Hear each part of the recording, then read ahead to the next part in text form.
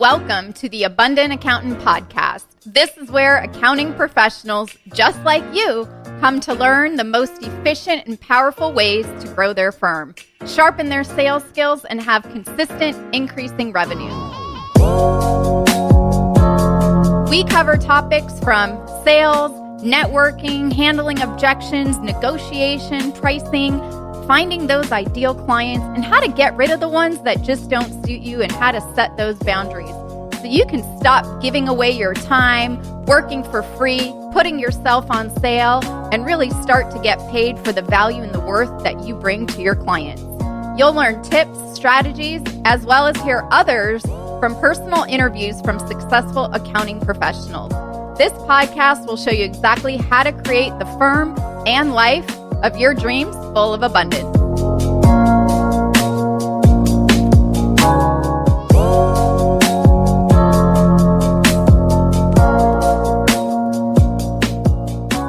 Welcome to another episode of The Abundant Accountant. Today we have a very special guest, and our special guest is a CPA, and she divides her time between working as a wine consultant in Napa Valley, teaching advisory skills through her newest venture, theimpactfuladvisor.com. She's also a writer, speaker, and even tweeting at evenanerd.com. She's a regular keynote presenter at CPA and technology conferences around the country and has also been named top 100 influencer by Accounting Today, one of the top 25 thought leaders in accounting, and one of the 25 most powerful women in accounting by CPA Practice Advisor. She also co-founded a remote bookkeeping business for the wine industry and is also an author. But before we welcome our special guest to the show, if you feel underpaid and overworked in your firm, keep listening. No matter what's happening in your firm right now, it is 100% possible to work with fewer clients, fewer hours, and get paid more money. And I know that all around you, accountants, CPAs, bookkeepers, tax firm owners are working long hours with many clients and are probably scratching their heads wondering why they grind 14 or more hours a day, yet having little or nothing to show in their bank accounts. But that is not how we do things here at The Abundant Accountant. I show you how to create your firm you've always dreamed of, how to bring income in that you desire, serve the clients you choose who are also happy to pay you, and have time to do things that you are passionate about. If you're ready to make the change and start creating the firm that you've dreamed of when you started your firm, book a call with me and my team right now at theabundantcall.com to start exploring what's possible for you. So now let's welcome our very special guest, Geni, to the show. Welcome, Geni, to the show. Hi, Michelle. Thank you. It's good to be here. Oh, it's great to have you. I'm so excited to have you here on the Abundant Accountant podcast. Even just before we started recording, I'm like, ooh, we get along already. This is awesome.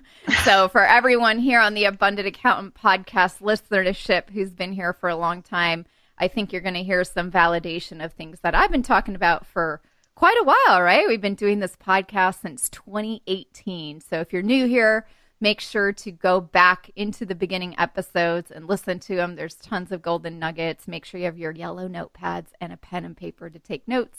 But for today, I just want to welcome Geni to the show. It's an honor to have you here and for you to take out the time to be here with us. But I know I already did your intro, but I'd love to hear if you could just share a little bit about yourself so the listeners know who I'm talking to today and who they're listening to. Short 30 seconds to a minute of who you are and what you do. So I'm a CPA. I'm based in Napa Valley, California, originally from Greenville, South Carolina, and I find myself working with wineries somehow in Napa Valley and having a ball doing it. I do only advisory service through a CPA firm that's here locally. I also have a speaking business, and I have a training company where I teach other accountants to do what I do in advisory service. Love it. That's awesome. Yeah, and I think you probably do have a great time. I've been to Napa once, and oh my gosh, the food at the wineries and the wine and just the whole ambiance and the beautiful scenery, it's gorgeous. So that sounds like a really good niche that you have as well. It is. And I didn't build it. I fell into this business, again, in 2007. And I every day go, I hope they don't find out I snuck in and send me back. Yeah, no, for sure. Well, that's a great business to fall into. And I sort of It fell is. into working with accountants, CPAs, EAs, tax professionals, tax attorneys. I always joke I worked at an accounting firm out of college. And I always said, gosh, everyone's so smart here. I would love to work with these types of people in the future. I just couldn't sit in a cubicle any longer. So that was short lived. And then fast forward 20 years, I am so honored to be working with such a amazing industry and group of professionals with masters and MBAs and CPAs and EAs and all these different designations after their name. But I think, Jeannie, that's a great segue into what we're talking about today is how do you sell more advisory services? You're a CPA, you've been able to do it, and the highlight of what we're talking about today is when you ask more questions, you're going to give and get more value. So that's That's right. that's why we're here. So grab your yellow notepad or the white one, whichever is your best choice, your blue pen or black pen. But now a lot of times, Gene, a lot of people say, Michelle, I take notes on my iPad or I type them out. So whatever your form is, great.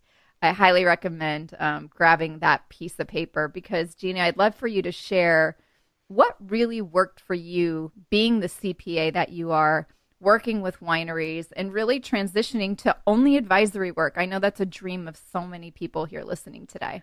Yeah, so I started out in tax. I was actually a tax partner in a local firm in Atlanta, and the day I made partner, I quit the next day because I didn't want to do that anymore because I was really frustrated in the impact I was able to have for clients. And so I went Mm, into high tech. I started looking for tools that I could apply in a technology way to help clients do better in their own businesses. So it's kind of that mindset that's led me ever since. And it's been more than 20 years that I started speaking and talking about things for the profession. But Well, let's talk about real quick yeah. how you quit after you made partner, because there's a lot of people listening who are in a corporate role or at a firm trying to get to partner. You got to partner, the next Well, day yeah. quit. Yeah. So share with us that mindset change and how you said, you can't make an impact on people. You've got to partner, but you're like, this isn't for me. Goodbye. Well, I started out in seventh grade deciding I wanted to be an accountant, and I set out to become a partner in a firm, and I went to school to be a CPA. I mean, everything. I was on this track, and I started with Deloitte. I worked for them for a while, but I always was in tax, and so I worked my way through different roles and doing everything. But the pinnacle in my mind was to be partner in a firm. And so I just kind of kept doing it, and I struggled. I worked longer and harder, I think, than most people. But I also really carried the psychological burden of that client's business outcome. So I had tax returns, for example, where a client owed $50,000, and I knew the client didn't have cash. So I would tell them that, and then I would just lose sleep at night worrying about the client who I knew didn't have Yep. cash, and knowing also that I didn't know what the heck to tell them to do about the cash. So it was this real sort of angst. I thought, I wish I could do more to help them pay this. I mean, I wish I could loan them the money or, anything. And I think many of us have that same sort of connection to clients. We don't want to see them struggle, but we don't know if we apply the traditional training that we have as CPAs, what to do to help them. And so that's where I went Yeah. into technology first to try to figure out, let's automate some of this stuff or figure out if I can get better insights out of the data or whatever. And then through that, I discovered advisory methodologies. And then I started speaking about that and applying technology, and then eventually found my way back to actually doing the advisory services with these clients. But I think it's a common theme. And for me, when you get to the pinnacle and you look around and go, okay, this is as good as it's going to get, and I Yep. don't like it. It was the first time I asked myself, is this what I want to do? And I went, no. And goodness no. And I sort of, I don't know what happened. It's like I had a divine inspiration that night, and I wrote down all the stuff, and I came out with a plan, and I walked in the next day and quit and said, this is what I want to do. And I also saw that the environment that I was in was not really one that I didn't align with all the values and the ways the rest of the firm thought about things. And Yeah. so it was kind of but it was so clear to me, and I really didn't hesitate. I think I Yeah. hesitated more afterwards, and I went, "Oh goodness, Now what? what have I done?" I know, as we all do, but I also, the moment I walked out of the door, I can remember feeling the weight of the world lift from my shoulders because I had been trying to force myself to be somebody that I wasn't, to be Yeah. different than my natural wiring and my natural inclination. So Yeah. then I went in search of something else, and I was lucky to find it. That's great. And I think a lot of people, including myself, at Moss Adams. I'm like, Yeah. oh yeah, I want to be partner, and I go to all the partner meetings, and I was just an analyst at the time in their M&A group. Oh, like, oh, Yeah. this cubicle life, and getting to that, you're basically just getting another job to go work for someone else and bring them money, and maybe you'll get a certain percent of whatever the dividends are on a share. It was just like, no, I got to go after 3 years. I never worked for anybody else ever again. Well, if you can make it work, if you can find a way, and if you could just have some faith in your own abilities, there are lots of opportunities, especially with the kind of skills that it sounds like you have, Michelle. Yeah. An analyst is a hot property right now, and accounting. I mean, we can always find work, but we just don't trust ourselves to be able to do it. Yeah, it's always the case. But I'd love to talk about, the mindset shift, because I think you said something really, really important. And it's that, and I think a lot of firm owners who I've personally worked with not only carry the psychological burden of their clients and that angst and that like, okay, now what?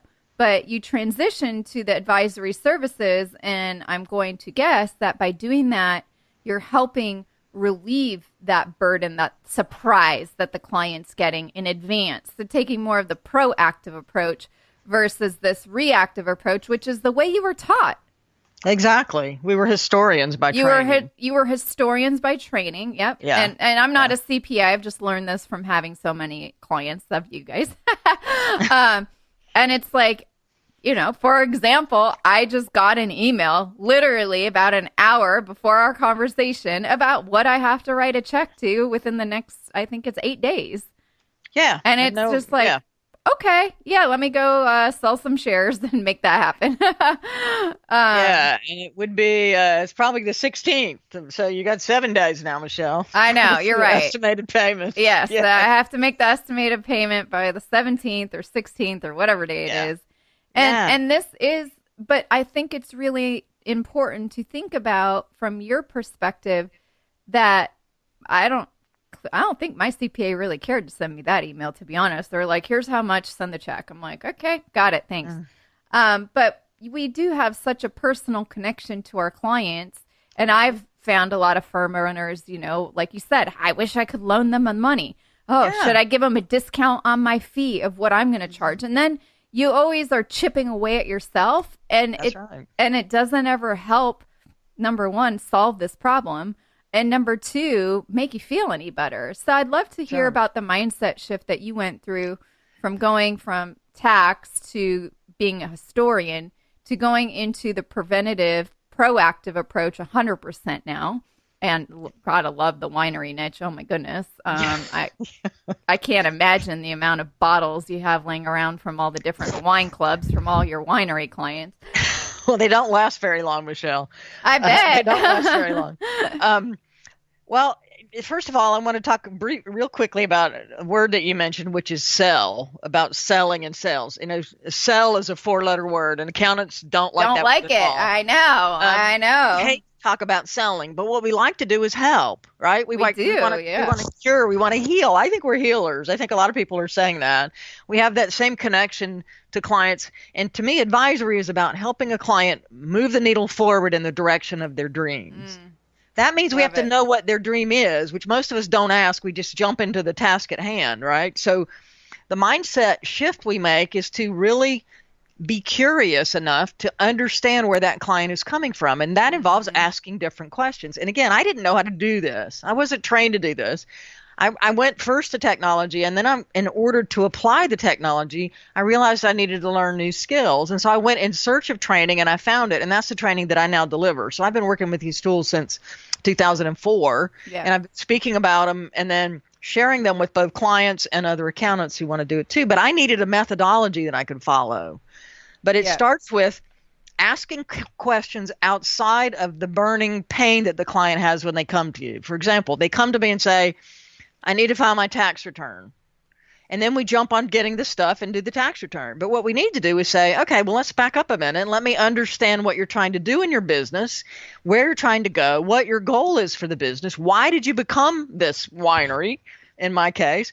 And how can I align what I'm doing with that? And that goes far beyond getting the taxes done. And yes, we can do that, but we want to make sure that what we're doing in all aspects of the connection we have are supporting what it is you're trying to do. And if we don't ask, we can't possibly get them there. And when we ask those questions, the why, like the first question, the Simon Sinek start with why question, is why are you a winery? And they kind of look at you and go, to make a profit. And we immediately go, no, you didn't. Because if you wanted to make a profit, you would pick a much easier business. Yep. You have some connection. And so we get them to tell that story. And then we ask them what's happening, not just in the financial areas of the business, but in customers, operations, people, and then an end in mind. Are they in alignment with that end in mind? Are they going to hand it off to the kids? Are they going to sell it? So there's a whole picture that we generally don't get when we're in this reactive firefight mode. And so by broadening the perspective and pushing that client back, we have already elevated the value of the service we deliver, because we're not like the traditional historian accountant who's focused on balancing stuff and putting it in the right bucket. Yeah, or in the right box. Yeah. And I always talk about, and I love how you said you come from a curious place. Yeah. And if you come from that curious place, same thing that I've preached for years, and Geni, or probably a little very different in many ways, but we're coming from the same principle in that the questions that we ask is the thing that provides the most value. It also provides a different experience for your clients. So you're not like the historian, and like you said, we're not coming from the reactive fire. I think you called it firefight mode. Firefighting mode. Yeah, where we're just putting out the fire and not fixing the problem. Exactly. Yeah, and we're not getting to the root cause, but we're also not understanding, well, what does this person really want to do? Exactly. I think people like me, taxpayers, and, it's just something we have to do. It's like going to the bathroom. You have to do your taxes every year, except going to the bathroom, you have to do multiple times a day. It's just that thing you have to do when you're born, right? I haven't had that analogy before. You haven't? Well, that's what I think of it every year. I'm like, here we go. I just got to go to, I tell my boyfriend that every year. I'm like, hey, don't delete any important emails that say tax or statement or anything, because I'm very organized. I put them in folders. I'm very electronic. I upload to the server. But, we need more of the, like you said, not reactive, preventative approach to things. Proactive. Yeah. Proactive approach. Yeah. What can we do in advance of the end of the year to figure stuff out? I mean, why do we have to wait to the end of the year to get stuff from you? And that's where automation can help. So that's why both automation and new mindsets are what we have available today to apply to this challenge. So we can automate some of that painful process of getting your stuff together at the end of the year. Make it as you get it. It's so painful. I can't even tell you. Yes, I know. It is. I pay taxes too. Oh, I hate it. I hate between now and the end of the, I try to get it done so fast in advance, and I just like it done. But how did you, and I think this is going to be really the interesting part of our conversation today, how did transitioning to advisory services and making this shift and coming from the proactive approach remove the psychological burden that you had of being so attached to the client outcome? Or did they have the money to pay their taxes? Or, I feel like I have to loan them the money. But really, how did it remove that angst that you used to have? Well, that's a good question. I think by the whole approach that I have now, by sitting down and understanding what they're trying to do and what the components are, and then focusing in on something we can work on that has the biggest impact for the least amount of pain and suffering on their part, I know that I can move the needle on their business. Do you have a story that you can share of an example of one of your wineries that you worked with where you were able to make the biggest impact with the least amount of? It's all kinds of things that it's part of the whole process that I apply when I'm working with clients. Just technology. I do consulting around technology as part of the advisory. I'm trying to find out what they want to do and how they want to be positioned. And then you look at their automation. Their tools tend to be in this industry really bad, so that you can't get insights that you need immediately. So one of the things that I did, which is part of the training that I have, is I did a process mapping section with this client. I sat down with their team, and we had everybody talk about their role, and we used what I call sticky notes. It's not the trademark name, Post-it notes. And you have everybody write down their step one at a time, and then you arrange those notes in an order, and you can see the process. But by the end of the meeting, because we had people in the room who hadn't heard what everybody else did, by the end of this session, it was really clear how screwed up a lot of the tools were and how messed up the process flow was. And so we were able to have the owner sitting at the table, hearing what everybody said, and everybody else seeing what everybody else was doing, and come to agreement about the fact that timeliness matters more than accuracy. Yeah. We had everybody doing spreadsheets over again and redoing work. And I mean, at every step in the process we looked at, we had inefficiencies. And when the owner finally gave everybody permission to get things out quicker, even if they weren't 100% accurate, a lot of the angst went away and a lot of the duplicate effort was eliminated. So just by allowing people to be in a room and facilitating a discussion, I didn't know what the process was that they had, but I facilitated a method so that they could share what they were doing. And the value of that meeting was the discussion and the enlightened view that everybody had about how the business worked. So it became really clear what to do as soon as they left the meeting. Yeah. And so it's that kind of thing. I mean, there's all kinds of things like that, but that's what's so different about this. As accountants, we expect the deliverable to be the value, the thing we do, the tax return. Here's your value, right? Yep. Well, in this way, it's the enlightenment that occurs often around the discussion, whether the process map document is pretty or not, or done, in Visio, or I use Lucidchart correctly. The value came from that meeting. And the value that I delivered was facilitating the meeting and making people have an equal voice and giving them a way to communicate what they were doing. So that's the shift. And it's really a big one because we're trained as accountants to be the experts. We know the tax code, we know the FASBs and the GAAP and all of those things. And we come in as the expert and we're used to telling people what to do. When we come in as an advisor, we are really making our clients feel smarter. And I think that's the biggest thing that we can do. We don't make them feel stupid because they know. I mean, winery, you think I came in from South Carolina knowing anything about wine? I couldn't even pronounce much of what people are selling in Napa Valley. And so I realized that my lack of knowledge was actually a plus when I started because I asked all kinds of questions and nobody expected me to know. So it wasn't that they didn't think I was, ignorant. They knew I was new to the industry. And so I think it was a real opportunity for me to see how valuable it is to not make assumptions and to ask those owners and leaders in companies, really what's going on and show them how much they know and then help them leverage that knowledge to get better and faster insights. Yeah. And I think you mentioned earlier, your clients are the smartest. They are. They've been in that business for a long time. There's no way I can know the business. But right. I know the accounting environment and I also know automation, so I can help them put data to the things that they often know intuitively. Yeah. So one of the best results I think you can have as a consultant or advisor is to present data to an owner and have the owner say, "You're not telling me anything I didn't already know." And I've had that. And at first it used to make me feel bad, like, oh no, I'm, worthless. This wasn't worth anything. But then I went, but wait a minute, that's a good thing. Now you have data that actually supports what you thought you knew. Now you know that it's true. So I validated what you know with data instead of just you thinking or assuming or hoping. Now you've got data to back up what you intuitively or instinctively know as an owner. So there's huge value in that. Yeah. And I think for the business owners too, they not only is it validation, but they say, oh, Geni gets me. She gets my business. She understands.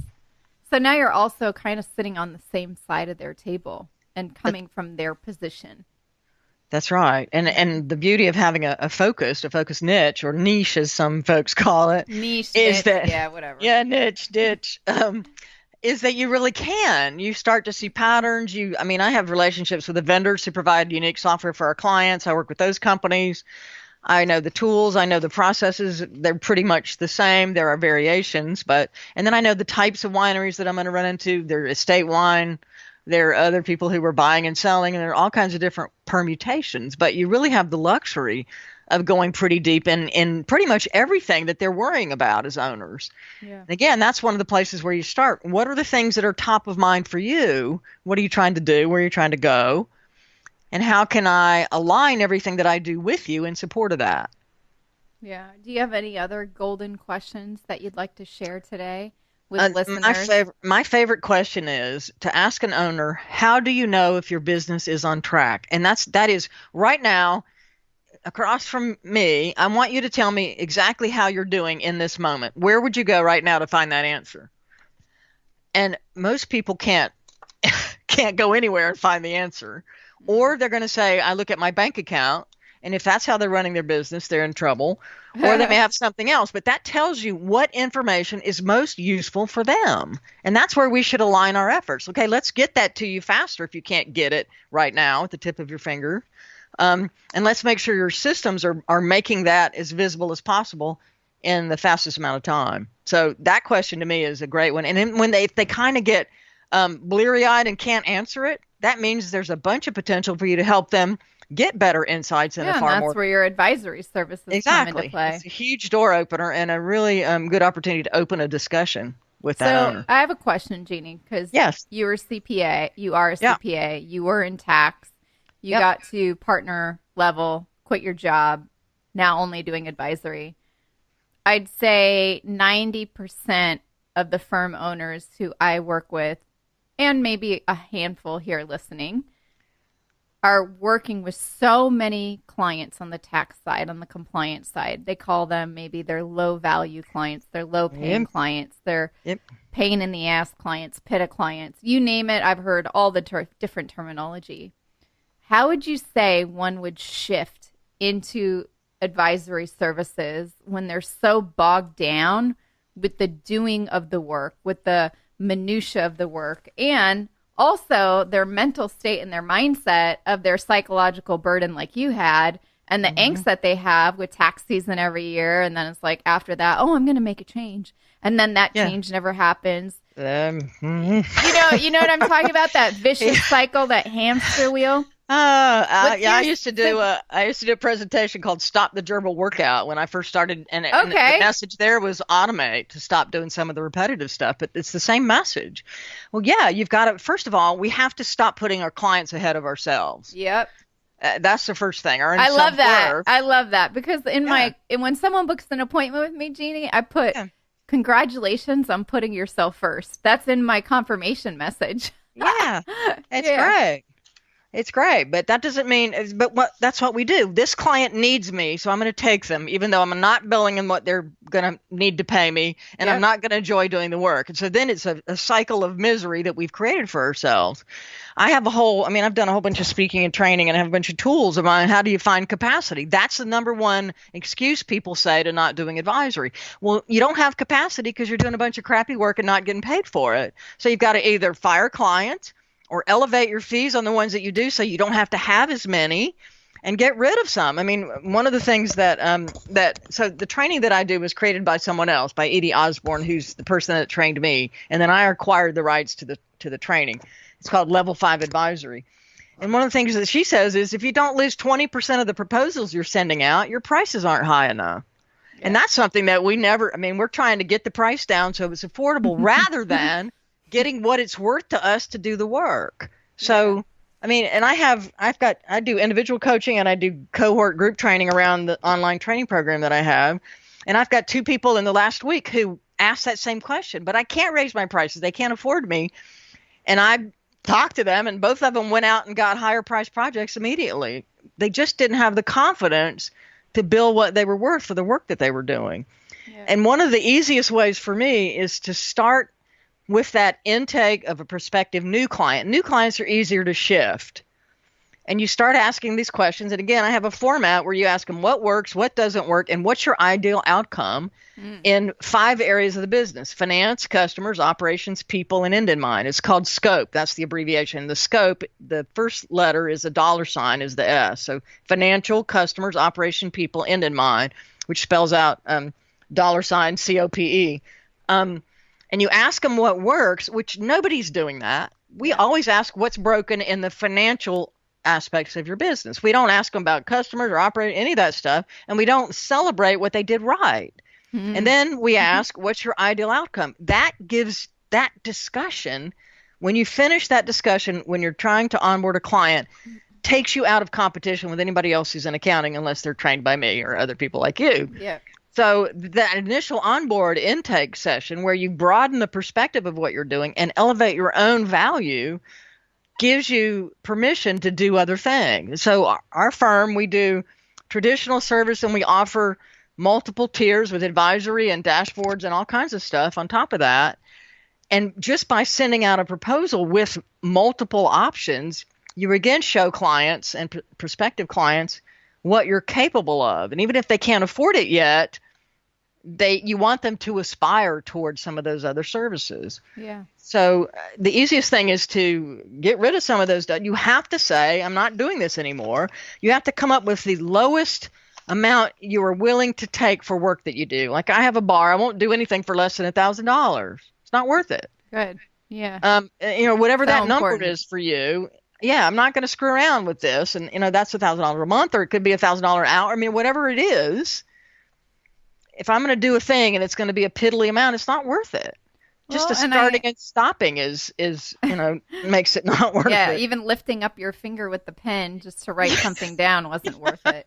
But I think it all stems back to what we were talking about, which is how do you give more value to get more value? Mm-hmm. And that's really, in summary, today's discussion. So, Geni, thank you so much for being here today on the Abundant Accountant podcast and sharing some great questions. And the end part, you're going to have to go rewind and listen to that because, Geni, you talked really fast. But something about what works, what doesn't work, what's the end in mind, celebrate what they did right, get the ideal outcome. And there were like 5 things underneath each of those tiers. I have a little grid I can provide. Maybe you can post it somewhere, Michelle. Okay, we'll put the grid. If you send me the URL to it, I'll put it in the show notes. So if you click down below, you'll see the grid underneath Geni's bio. I'll put it there with the URL so you guys can get that and start implementing this with some of your clients. And then I think the biggest thing is nothing under 1,000. That's a great marker. And if 20% of your clients are, or you said if you're closing less than 20% of your clients, or not closing 20% of your clients, how did you phrase it? Then you're not charging enough. If you're not losing 20% of your proposals, losing 20% of your proposals. So if you're not closing 20% of your business that you're getting, that's another way to frame it or put it, then you're not charging enough. And I always say 50%. So. Yeah. So you want to be pricing it high enough so that the clients that you get are worth your while. Totally. That's so true. Yeah. Otherwise, it's just not worth your time. And then you're just going to be miserable. And then you're going to stay with all the psychological burden that, Geni used to have before and you might have right now. So thank you again for taking out the time to be here. I really appreciate it. And it was an honor to have you. Thank you very much, Michelle. My pleasure. Thank you all so much for joining Geni and I today on another amazing episode here at the Abundant Accountant podcast. And I always love it to hear from the CPAs directly. So it is possible to make these changes because when you ask more questions, not only are you going to provide more value, but you're going to get more value in return. And you're going to remove the psychological burden that you might be feeling even right now, since I think it's March 15th, or the angst that you feel with the burden of the clients that you just are so attached to. So remember to always be curious. I always call it be caring as well, and be concerned of where your clients are in their life, in their business, when we're asking these really important questions, but yet it might be new to you. It might be different. It might feel weird at first. So just know that it's all normal. And if Geni can do it, so can you. Because it is possible to go from, what did she call it? The hamster wheel? I have to find my notes. That was so funny. She called it the gerbil workout. We have to stop the gerbil workout in order to find our true capacity and fire the clients that we don't like, or elevate our prices and elevate our worth and elevate our work. So remember for yourself, celebrate what you did right too. What are you doing today that you can celebrate that you're making yourself go in the right direction? But if you still feel that you're on the gerbil workout, or you're feeling totally underpaid and that you need support in doing this, because no matter what's happening in your firm, it is possible to have less clients, work less hours, and get paid more money. So if you are a firm owner, you're an accountant, EA, CPA, bookkeeper, and you are currently working long hours and you have way too many clients still, and you keep scratching your head and you are sick of the psychological burden that you feel every day, make sure to head on over to theabundantcall.com. We will show you how to create the firm you've always wanted, bring income that you desire, that you know you deserve, and choose the clients that you want to keep on your roster and get rid of the ones who no longer fit your roster. So you can have the time to do things that you are passionate about, that you love, and spend more time with your family and friends. So if you're ready to start making that change and start creating the firm of your dreams, head on over to theabundantcall.com. Thank you all so much for joining Geni and I here today on an amazing episode of the Abundant Accountant Podcast. I look forward to seeing you on the next episode. Have a beautiful day.